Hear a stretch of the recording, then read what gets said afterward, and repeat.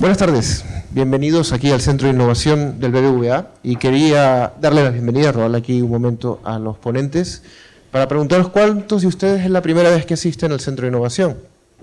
Tenemos una vez. Wow, me encanta que venga gente nueva. Pues bueno, aprovecho para contarles más o menos lo que hacemos aquí en el Centro de Innovación. El Centro de Innovación abrió hace 8 años con la intención de tener un sitio para apoyar a lo que sería la nueva transformación de la banca. Desde el Centro de Innovación tenemos muchísimas iniciativas, sobre todo conectados lo que sería nuestra área al área de developers. Los invito a que vean en la agenda, tenemos meetups, tenemos workshops y que formen parte de esto. Somos muy permeables a recibir iniciativas, si tienen propuestas, también somos muy permeables a tener esas propuestas, con un espacio como este donde brindamos el espacio para que se genere esto. Conversaciones, charlas, conocimiento y se compartan en esta zona. Sin mucho más que decir, darles la bienvenida y, como decimos en el BBVA, adelante. Hola, muchas gracias por venir. Mi nombre es Oyer, trabajo en Statio y hoy os vamos a contar un poquito de cómo hemos usado Postgres en entornos Big Data, concretamente un Postgres distribuido, para solucionar algunos de los problemas que tenían nuestros clientes.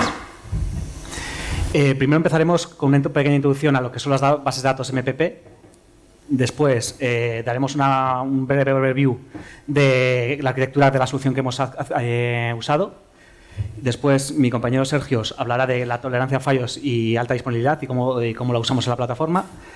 Y algunos casos de uso en los que lo hemos usado.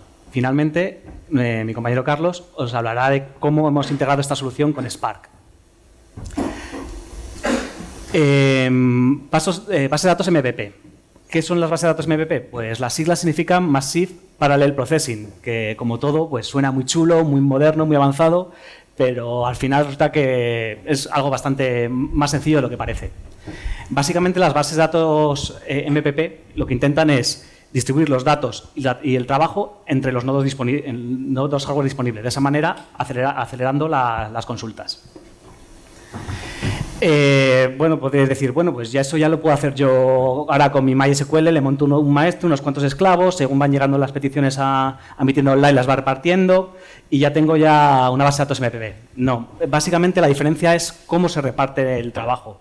En el caso que hemos comentado, si nosotros pusiéramos un MySQL, por ejemplo, con un clúster de 4 nodos y llegasen las consultas, según iban llegando, se irían repartiendo entre los nodos y se ejecutarían una en un nodo, otra en otro y otra en otro.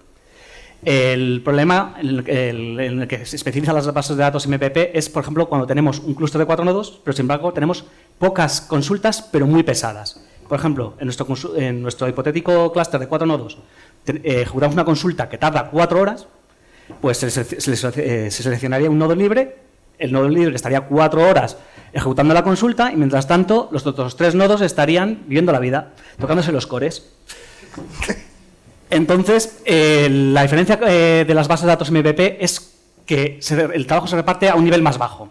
Según llegarían las queries, se procederían en fragmentos y cada uno de los nodos calcularía su parte. Por ejemplo, si queremos saber el total de gasto de nuestros clientes, el nodo 1 calcularía un subconjunto de datos, la suma de esos clientes, el nodo 2 el de sus clientes, y así hasta el máximo número de nodos. Cuando acabasen, cada uno de ellos mandarían al coordinador el resultado, que se agregaría y se devolvería al cliente. De esta manera, una consulta que podría tardar 4 horas puede hacerse hipotéticamente en solo una. No somos los únicos que hemos visto las posibilidades de las bases de datos MVP. Por ejemplo, Amazon con Redshift y Pivotal con GreenPlan tienen algunas soluciones similares. Como Statio es una empresa que nos gusta basarnos sobre todo en open source a la hora de ofrecer soluciones, pensamos y apoyamos el open source, decidimos basar nuestra solución en Postgres, concretamente en un Postgres 9.3. Esta solución nos permite ejecutar queries en paralelo, como hemos explicado anteriormente. También nos permite la creación de índices en paralelo, con lo cual, cuando las estamos creando, en vez de tardar 4 o 5 horas, pues el tiempo se reduce según el número de nodos que tengamos. Y lo que también es importante, nos permite poder crear procedimientos almacenados que se ejecutan en paralelo, con lo cual estos también se benefician de todos los nodos que tengamos. Pero todo no son ventajas. Uno de los trade-offs que tenemos que hacer es que nosotros tenemos que diseñar la base de datos para que estas cargas de trabajo. O sea, no podemos coger una base de datos tal cual pensada para usarse de manera no distribuida y esperar tener un aumento de rendimiento lineal sin hacer modificaciones. Básicamente, las modificaciones que tenemos que hacer es que tenemos que modificar la base de datos, cómo distribuir los datos entre los distintos nodos. La solución nos permite, varias estrategias va a hacer esto. La primera, hash módulo, pues nosotros en una tabla elegimos una de las columnas y se calcula el hash o el módulo de esa columna y de esa manera se decide en qué nodo va a caer el dato. Esto es importante, por ejemplo, porque todas las columnas, todos los registros que tengan el mismo valor en esa columna acabarán en el mismo nodo.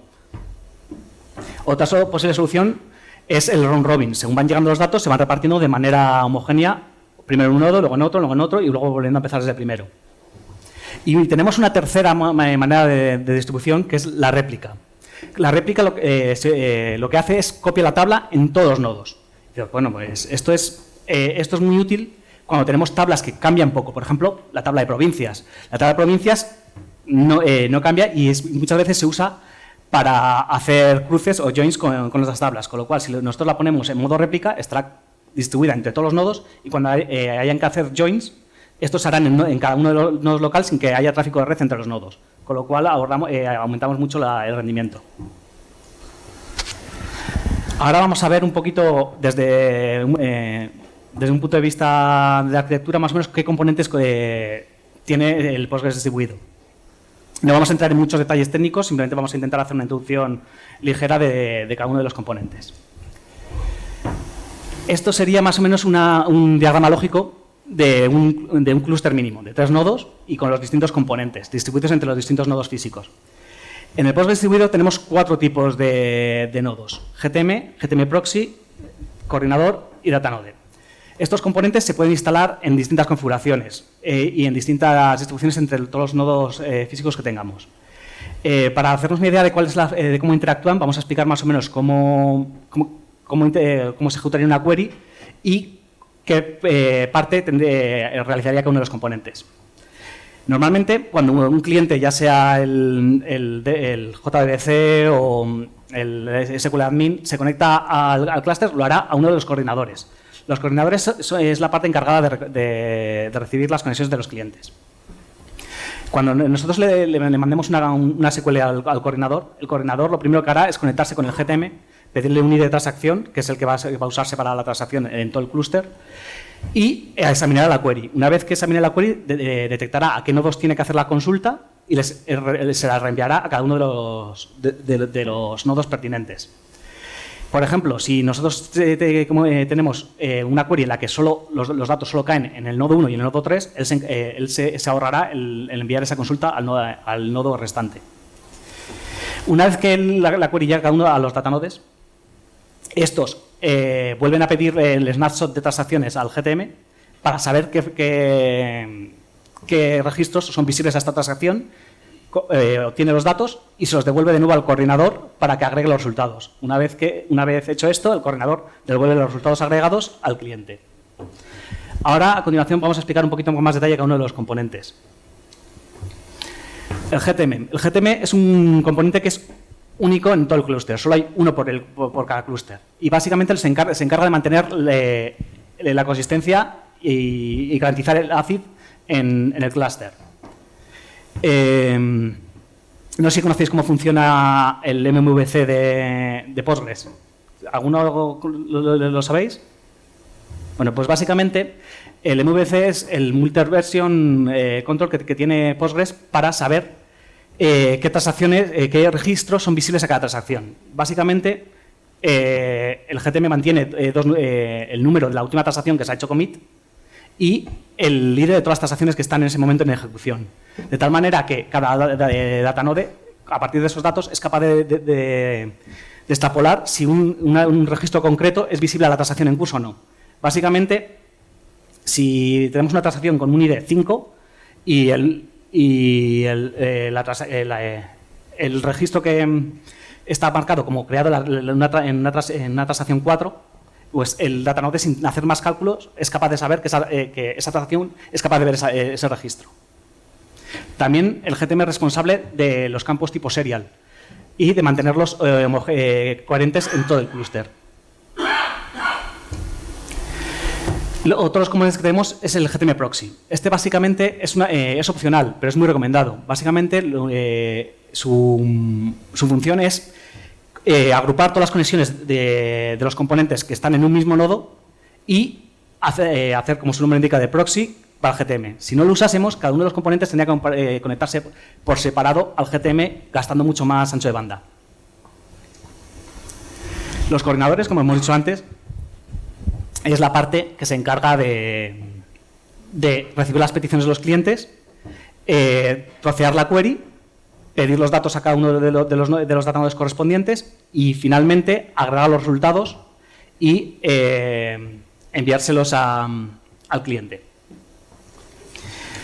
Como hemos visto antes, por ejemplo, si queremos calcular un agregado simple, por ejemplo, la suma, el coordinador le preguntaría a cada uno de los datanodes que calculase la suma de su subconjunto de datos y este se devolvería. Pero este tipo de operaciones es sencilla porque son conmutativas, con lo cual la suma de la suma de cada uno de los nodos es la suma total. Sin embargo, hay otro tipo de funciones, por ejemplo, la media, en la que esto no ocurre. Si nosotros le preguntamos la media a cada uno de los datanodes y luego hacemos la media de la media, el resultado no es el mismo. Con lo cual, para este tipo de funciones, Postgres distribuido lo que hace es poner una fase más en la ejecución de las funciones.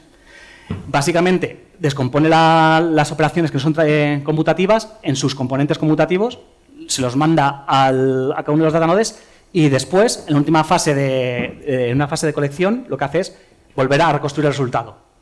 De esta manera, por ejemplo, si queremos calcular la media, lo que hará el coordinador es preguntarle a cada datanode, en lugar de la media, le pedirá la suma y la cuenta. Y una vez que cada uno de esos datanodes devuelva esos datos, él ya sabe con esos datos calcular la media. Finalmente, el último componente de Postgres distribuido es los datanodes. Básicamente, este es donde residen los datos. No es el componente con más complejidad, pero es el más importante porque es el donde finalmente residirán nuestros datos. Como nota, es posible conectarse al datanode directamente y ver qué datos tiene, pero solo en modo lectura. Ahora mi compañero Sergio os va a explicar un poquito cómo hemos implementado la alta disponibilidad y la gestión de errores. Buenas tardes a todos. En primer lugar, muchas gracias por venir. En segundo lugar, ¿quién viene del mundo Postgres? Bien. ¿Y del mundo Big Data? Vale. Esto os lo pregunto porque para la última parte es bastante importante, ¿vale? Bien, la alta disponibilidad en Postgres estándar, ¿vale? Como bien de muchos de vosotros conocéis, se pueden dar varias arquitecturas. La primera de ellas es tener un nodo extra que realiza de esclavo, ¿vale? Es decir, tengo mi máster, tengo el nodo esclavo y entonces se puede enviar en formato wall shipping o en formato streaming, ¿vale? Pero esto tiene una pega, necesitamos el doble de nodo, el nodo de infraestructura para llevar a cabo este tipo de alta disponibilidad. El siguiente es el de la derecha del todo, son esclavos encadenados.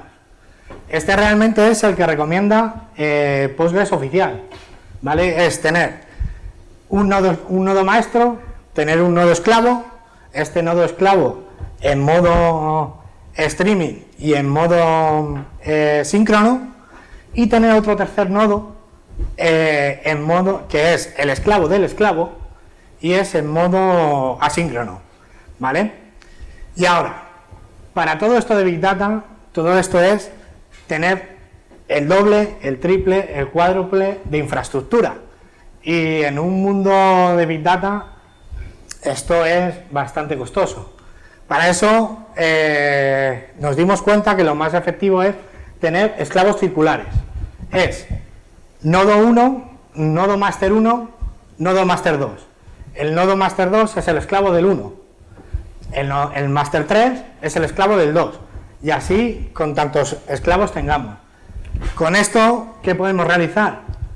Que luego Carlos os lo introducirá, que es poder buscar con Spark la localidad del dato y poder decir, vale, esta tarea en este nodo se ha caído, poder pasar al nodo esclavo directamente, que es otro nodo de mi clúster, ¿vale? Bien, ahora vamos con los casos de uso.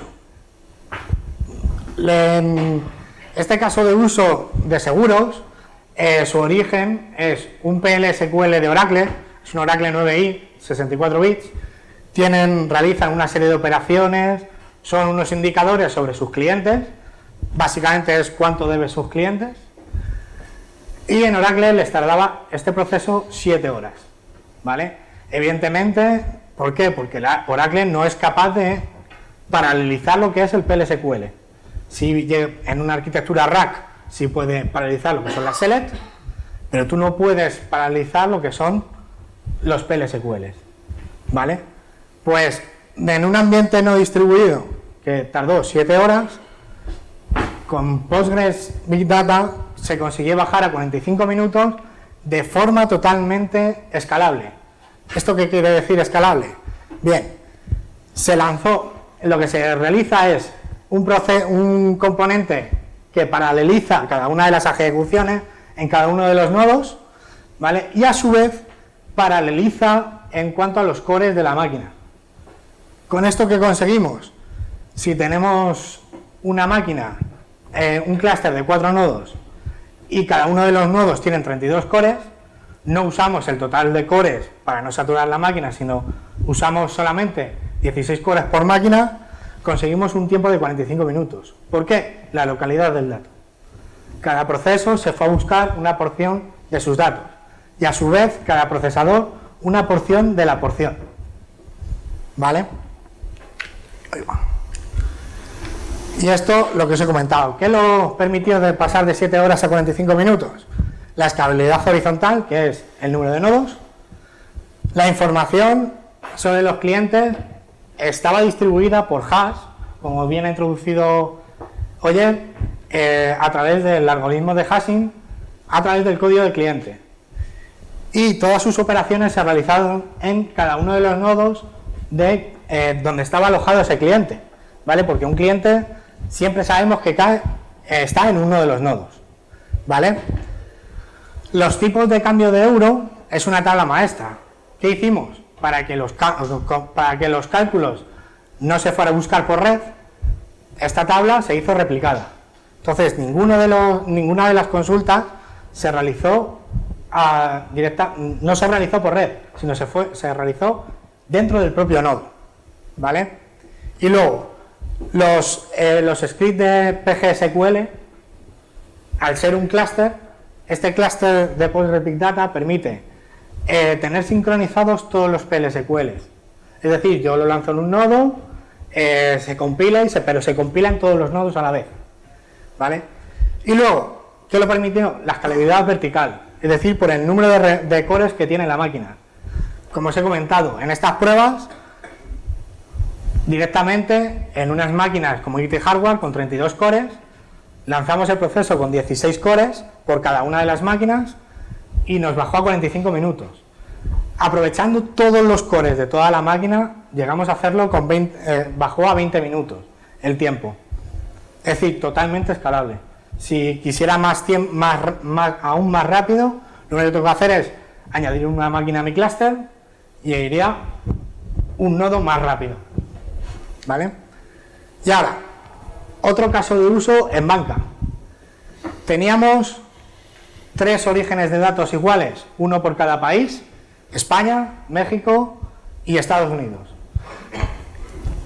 Y luego teníamos una base de datos Postgres estándar con es una tabla de data warehouse, una tabla de hechos con sumarizaciones del resto, ¿vale? Y teníamos que cruzar la información.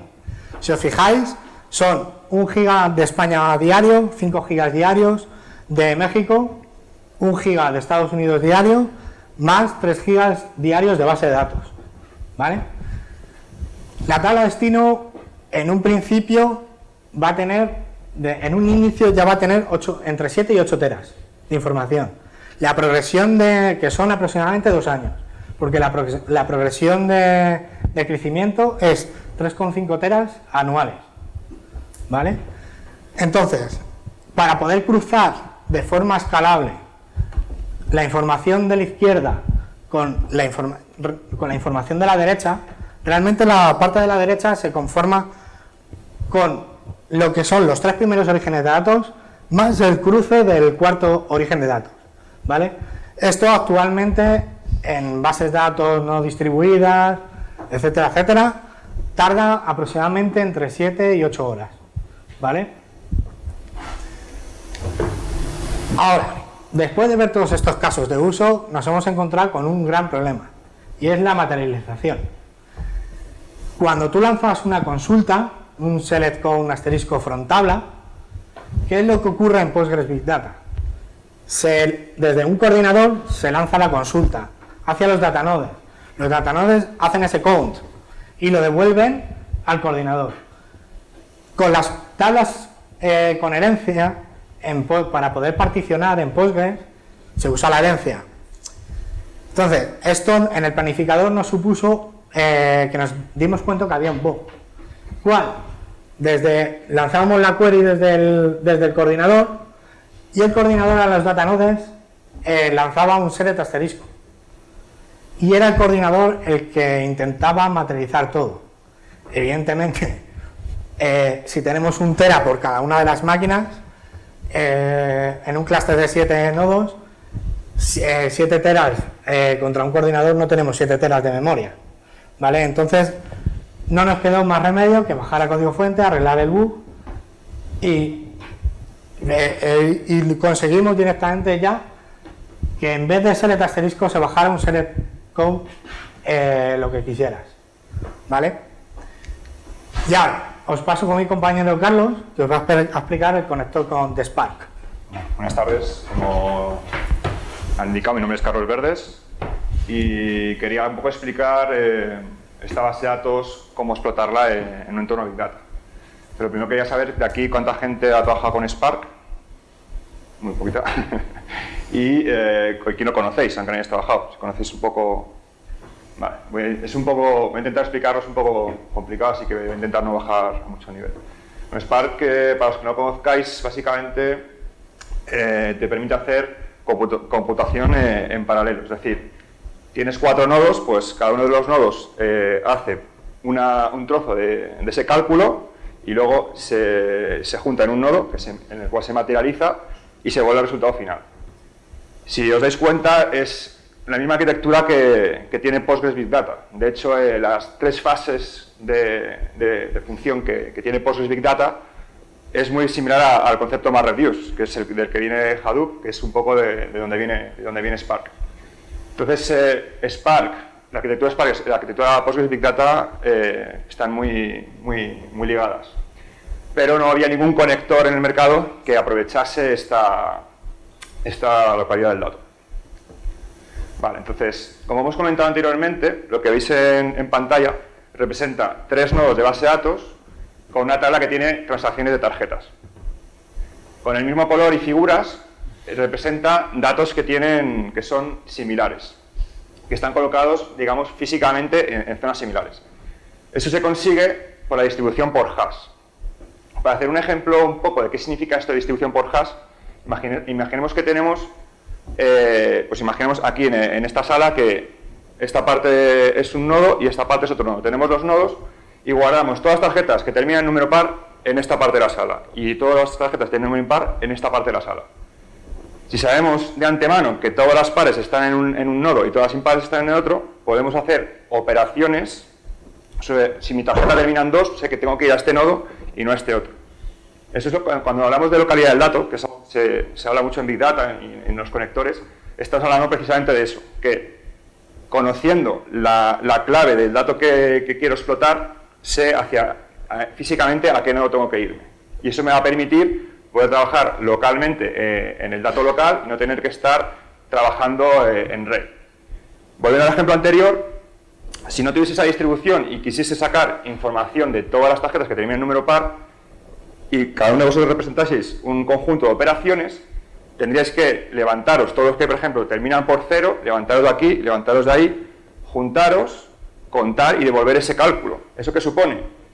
Coger, leer a disco, tener que coger todos los que tienen 0, cuando os estáis juntando sería escribir en disco, mandar al otro lado de la sala, es decir, tras pasar por red toda esa información, y una vez que está todo junto en un mismo nodo, entonces se puede hacer el cálculo. Eso supone escritura en disco y supone red. Y eso afecta al rendimiento. Para solucionar este problema, lo que hemos hecho es colocar un nodo de Spark pegado a un nodo de Postgres Big Data. Si el que conozca un poco Spark y conozca Cassandra, está basado en la misma idea que el conector de Cassandra. El primer reto que encontramos es, vale, nosotros sabemos que Postgres Big Data guarda la información en nodos siguiendo una función hash. Esa función hash está escrita en C y Spark está escrito en Java Scala. Nuestro conector en concreto se ha hecho en Scala. ¿Cómo puedo yo desde el conector saber dónde van a estar los datos? Entonces tuvimos que cogerle la función hash de este tipo de Big Data, pasarla a Spark. Una vez conseguido esto, además, si en este nodo sé que tengo todos los pares y tengo 5 cores, puedo decir a cada uno de los cores, tú cuenta los que terminan por 0, tú los que terminan por 2, tú los que terminan por 4, etc. De manera que de un problema de magnitud 10, cada core se trata solamente con información de magnitud una décima parte. Esto nació en uno de los proyectos que hemos contado, caso de uso de una entidad bancaria, que no puedo decir cuál, os podéis imaginar. Y ha supuesto que estamos ahora cruzando 5 teras en 20 minutos, 20-30 minutos, con 6 nodos de datos. ¿Por qué? Porque al poder trabajar con solo una porción de los datos y hacer cálculos en solo una porción de los datos, pues evidentemente te entra en memoria la información, no tienes que transmitir información entre nodos y se optimiza bastante. Pero además, no contentos con esto, además, a veces tienes 2 fuentes de datos que quieres cruzar. Por ejemplo, en cuestión de, por ejemplo, de fraude, pues tienes operaciones reales y luego las reclamaciones del cliente que dice que le han robado la tarjeta, pero esa tarjeta, pues esa reclamación puede o no ser real. Entonces tenemos muchos millones de datos de transacciones diarias de tarjetas y miles de reclamaciones y tenemos que cruzar esa información. Si hiciésemos un algoritmo normal de cruce, estaríamos cruzando millones contra miles.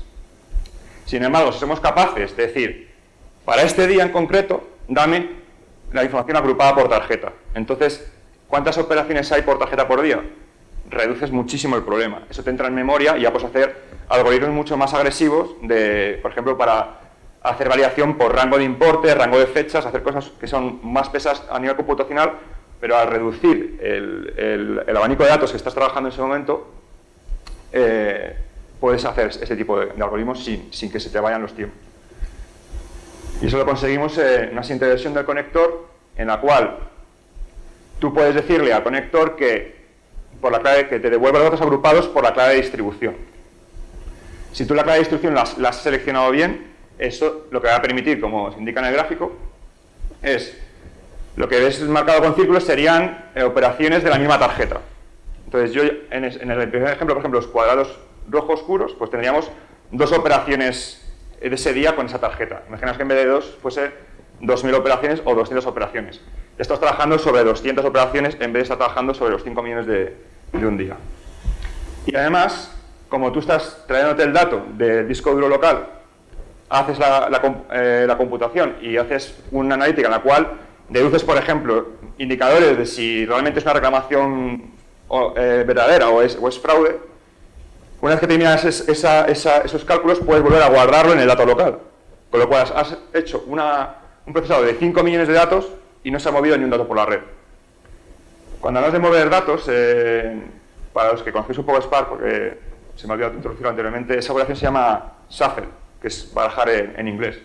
Y si tú utilizas Spark sin utilizar el conector, lo que haría es lo que he comentado antes, que es, primero, buscar en el ejemplo anterior, todas las tarjetas que terminan por 0, buscarlas en cada nodo, las escribe en un bucket, las mueve a uno de los nodos y cuando están juntos hace el cálculo. Eso lleva mucho coste. Con el conector, esto es el diagrama de secuencia que te indica Spark los pasos que va a hacer, y como se puede comprobar, bueno, esto es bajar un poco más a detalle. La gente que no haya trabajado en Spark, pues no, a lo mejor no lo ve bien. Pero ahí se ha hecho una left outer join entre dos tablas, entre las transacciones y las reclamaciones, y no hay ningún momento en el que haya shuffle ni haya movimiento de datos. Esto es un poco la demostración de que el conector dice hace lo que estamos diciendo. Bueno, el objetivo de esta charla no era bajar a un nivel muy técnico, era un poco hacer un overview. Hay mucha gente que dice SQL, Big Data, no lo conocía, Postgres, entonces era un poco, pues que conocieseis un poco las posibilidades que ofrece, que esto se está aplicando actualmente y bueno, y pues en la ronda de preguntas o si hay futuras charlas, pues que profundizar un poco más. Entonces, daros las gracias por haber venido y...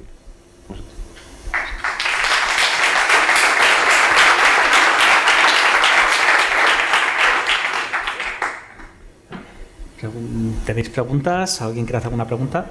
Bueno, como sé que siempre dejáis código abierto y tal, ¿el conector es open source o Vale, tenéis pensado hacerlo? A ver, el conector, lo que hemos contado aquí forma parte de un proyecto, el proyecto que hemos comentado de banca. En esa necesidad de utilizar Spark se creó un conector a medida para ese proyecto. Actualmente estamos desarrollando el mismo conector con Spark SQL y está en GitHub. Ahora mismo no está en el código abierto hasta que no tengamos una versión, digamos, que se pueda enseñar. Pero la idea es que se publique este conector que está en GitHub, se haga público y se pueda utilizar por cualquier persona que utilice la base de datos, este tipo de datos. En la arquitectura del Postgres distribuido hay un componente GTM, me parece que se llamaba algo así, que si lo he entendido bien es un poco como el cuello de botella de todo el invento, es decir, si ese componente se cae o se colapsa, deja de funcionar todo el sistema. Básicamente, lo hemos comentado, pero el GTM también puede tener, al igual que el resto de Postgres, un esclavo esperando. Entonces, normalmente lo que se recomienda es instalarlo en una máquina aparte para que no se sobrecargue. Básicamente, él solo se encarga de repartir los sitios de transacciones, con lo cual el trabajo que hace es muy sencillo. Con una máquina normalita como las del resto del cluster no deberías tener problemas. La carga computacional la tiene cada uno de los nodos. Pero ese no es distribuido, ¿no? Ese es ese es el que se encarga de... Recibe todas las conexiones. Es, digamos, como el almacén donde se guardan los sitios de transacción y demás. Aunque puedes tener un GTM en otra máquina, por el caso si se cae, para tener alta disponibilidad, pero sí que, digamos, que solo hay un activo en cada momento. Bueno, básicamente, para poder mantener el ACID, tienes que tener a alguien controlando. Y de eso se encarga el GTM. Si quieres ACID, tienes que tener algo que sea un cuello de botella. A ver, el MVC que habíamos explicado antes ayer consiste en lo siguiente: cuando tú estás consultando un dato, ese dato tiene un timestamp de versión, la versión 5.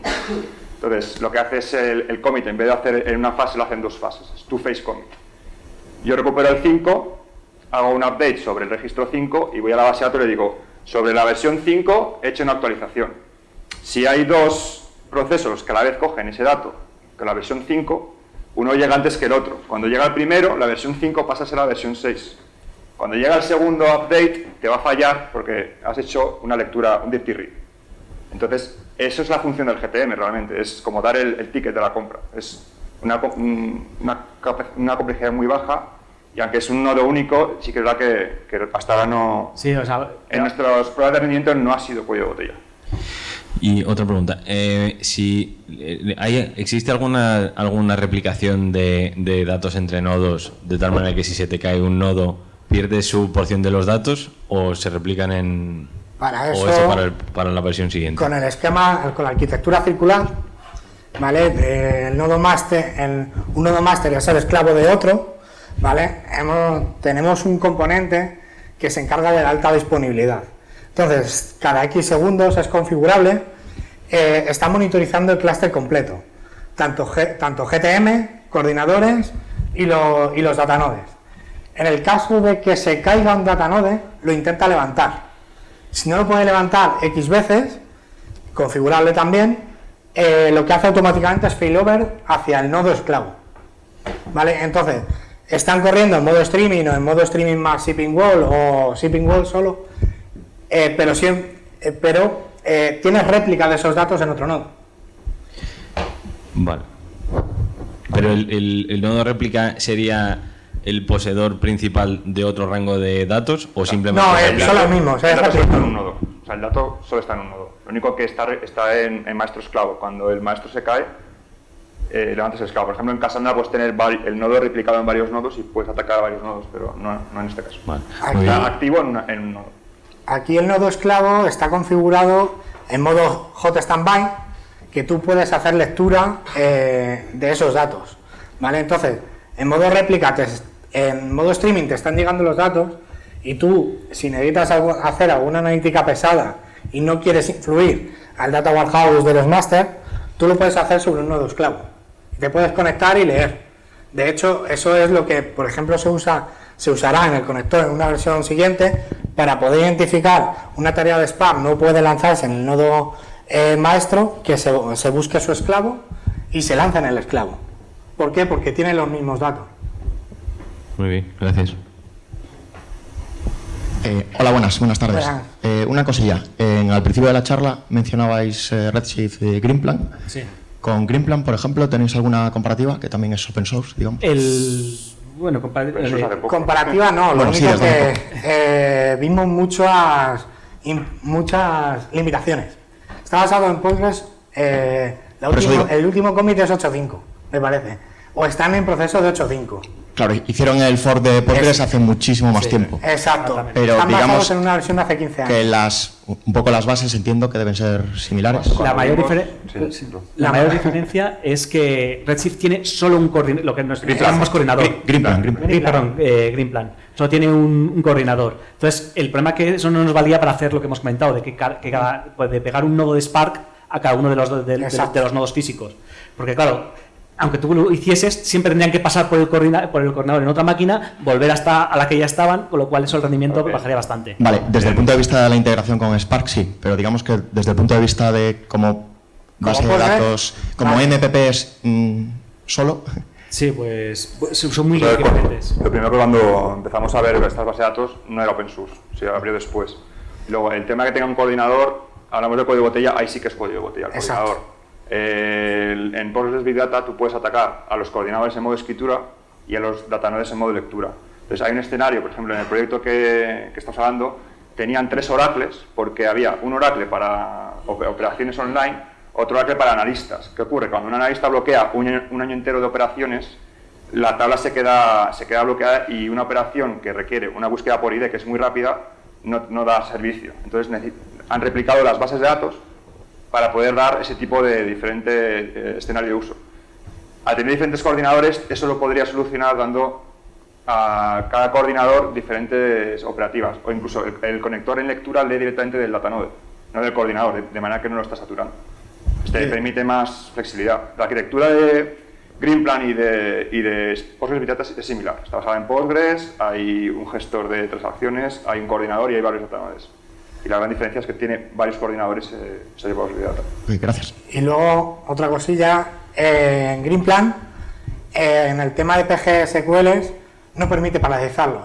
Tú lo lanzas en un nodo, te permite paralizar lo que son las queries, pero no te permite decir, este PL me lo envías al datanode 2, no al datanode, porque no se llaman datanode, al nodo 1, 2, 3. No se lo puedes decir, es decir, tú lo envías al máster y ya está. ¿Vale? En Greenplan son segmentos.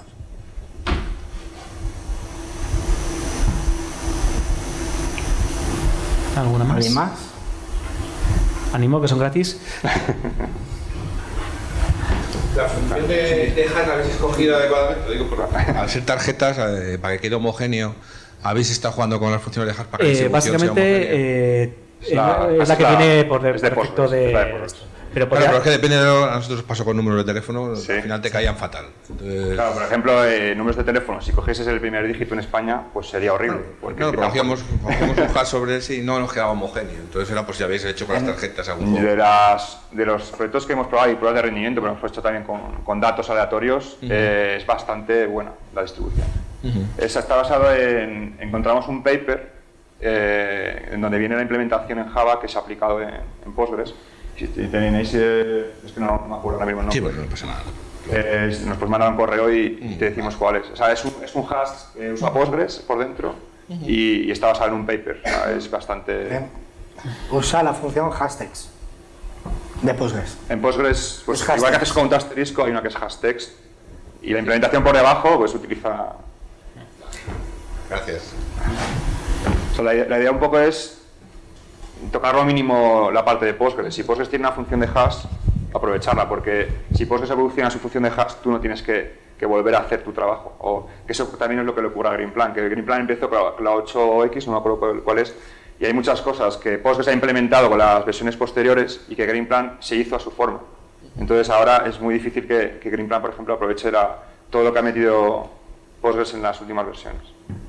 Por ejemplo, Greenplan, con el tema de Table Space, intentaron hacer una similitud como Oracle, simulando los data files. Entonces, tú le dices el data file, dónde está ubicado, las varias rutas, y entonces sobre el Table Space le dices ese data file. Pero solo existe dentro de Greenplan. Postgres metió luego herencia y Greenplan no puedes hacer particionado como hace Postgres estándar. Entonces ya, por ejemplo, los scripts de creación de tablas en Greenplan son muy diferentes a Postgres. En Postgres Big Data, quitando que tienes que decirle cómo distribuir los datos, prácticamente son los mismos. O sea, migrar, por ejemplo, tu esquema de base de datos de un Postgres normal o incluso de Oracle a un Postgres Big Data es bastante poco costoso. Y en Greenplan te requiere, si tienes, por ejemplo, particionado, te requiere tener que hacer cosas un poco, digamos, que no estás acostumbrado.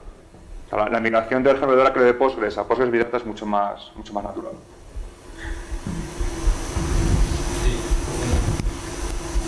Buenas. Quería preguntar si es compatible con extensiones estilo PostGIS o PGRouting. No lo hemos probado. Habrá que probarlo. Habría que probarlo. Extensiones de Postgres hablamos. Sí. Ahora mismo lo hemos probado con PGCrypto. PGCrypto es compatible. Y no me acuerdo. Básicamente lo que hace diferente es que el coordinador, el planificador de las queries cambia y la gestión de transacciones. Entonces, por ejemplo, el cripto hace cripto en el dato local, eso no afecta a esa pieza. Por tanto, cuando hemos probado, que lo tienes que probar igualmente, te puedes encontrar que como el planificador es diferente, pues hay algún bug. Entonces hay que probarlo, no podemos responder, pero en principio sí son plugins que no afecten al planificador. Si afectan a las funciones de dos fases, de momento no sería compatible. Es decir, si hacen sums y lo hacen en formato dos fases, en vez de en tres fases, de momento no sería compatible, pero lo tenemos que probar.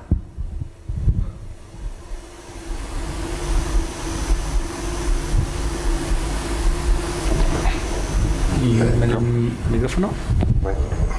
Para allá.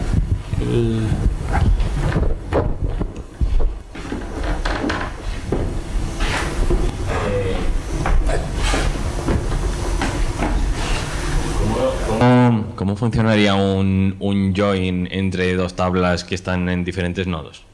Es una de las cuestiones que hemos comentado en la transparencia de arquitectura.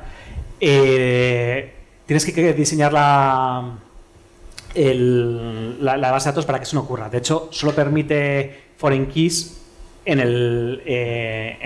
basadas en la clara distribución. Si tú lo hicieses, al final los datos tendrían que viajar por red y perderías todas las ventajas. A ver, en cualquier base de datos de Share Nothing, que es el ejemplo, donde el dato solo está en un nodo, si tú vas siguiendo esa cadena de distribución, tú vas a poder hacer joins. Es decir, si tú, por ejemplo, como comentamos antes, ¿cuándo es útil tener réplicas? Cuando tienes tablas que o tienen pocos datos o tienen muchos datos, pero tienen pocas modificaciones, normalmente tablas de maestros. ¿Por qué es interesante? Porque si tú tienes, por ejemplo, la tabla de provincias en todos los nodos, tú la join la puedes hacer sin problema porque estás haciendo una join en local. Pero si tú tienes que cruzar datos que no están en el mismo nodo, como he dicho antes, no están organizados como tú le pides al dato, al final tienes que tener un tercer nodo que vaya por red, le pida a cada uno todos los datos, suba y materialice. Eso que decíamos de la materialización. Entonces, cuando dentro de este tipo de Business Data también hay otro paper en el cual hay un test que es DBT1, que es estándar, en el cual explica, aplicado a ese test, cómo rediseñar, es una base de datos de una biblioteca, de una tienda de libros, cómo rediseñar para hacer un modelo Shared Nothing. Eso te va a ocurrir en cualquier base de datos Big Data que tenga Shared Nothing. O sea, en el momento en el que tú, imagínate, si has distribuido por tarjeta, pero quieres ir por código de cliente, pues a lo mejor dices, vale, los códigos de cliente, una tarjeta siempre pertenece al mismo cliente, con lo cual podrías tener alguna tabla que te haga un poco de índice para cruzar esos datos. Pero evidentemente, al aprovecharte de que no comparten nada de los nodos y haces procesamiento en paralelo, tienes ciertas desventajas a la hora de diseño. No puedes basarte en una entidad de relación tradicional y pensar que te va a funcionar. Hay que hacer un ejercicio de rediseño. Y habrá escenarios en los cuales no tengas más remedio que materializar. Y ahí también te va a ayudar Spark. Porque en Spark, si no puedes materializar el conector, va a materializar Spark. Pero como tú puedes partir el dato en porciones más pequeñas, te puedes traer, en Spark dices el número de particiones, aumentas el número de particiones, te traes menos datos, y aunque sí va a haber shuffle, como comentaba antes, no vas a evitar el shuffle, sí vas a poder hacer ese tipo de operativas. Entonces, en analítica, si tuvieses que hacer algo, una join, que por las razones que sea, por diseño, porque ha llegado de repente un jefe de mando y te pide una query que es súper urgente, yo recomendaría usar Spark. Porque la base de datos, si no es capaz de mandar a cada nodo, partir la query, va a materializar Postgres. Y para eso yo creo que es mejor que lo haga Spark, que puedes controlar el número de particiones. Las joins son siempre el mayor problema en este tipo de bases de datos. Estas están pensadas sobre todo en entorno analítico. Son bases de datos donde quieres recorrer un mes, un año, donde la provincia sea mayor que cosas de ese estilo, pero siempre recorres más o menos por criterios de negocio. En el caso que hemos contado, pues eran tarjetas, eran operaciones con tarjetas. Todo al final gira en torno a la tarjeta, al cliente, al banco emisor, cosas de ese estilo. La tarjeta, como clave de distribución, es buena porque un cliente, o sea, la tarjeta pertenece a un cliente, con lo cual podrías enganchar por ahí. Si quieres ir por banco emisor, la tarjeta la ha emitido solamente un banco, con lo cual siempre podrías diseñar las tablas de alguna forma que no tendrías que materializar la consulta. Pero evidentemente siempre va a haber algún escenario en el cual tengas que no puedas hacerlo.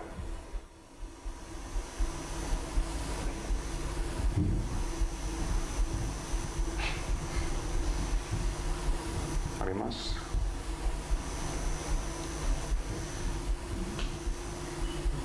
¿No?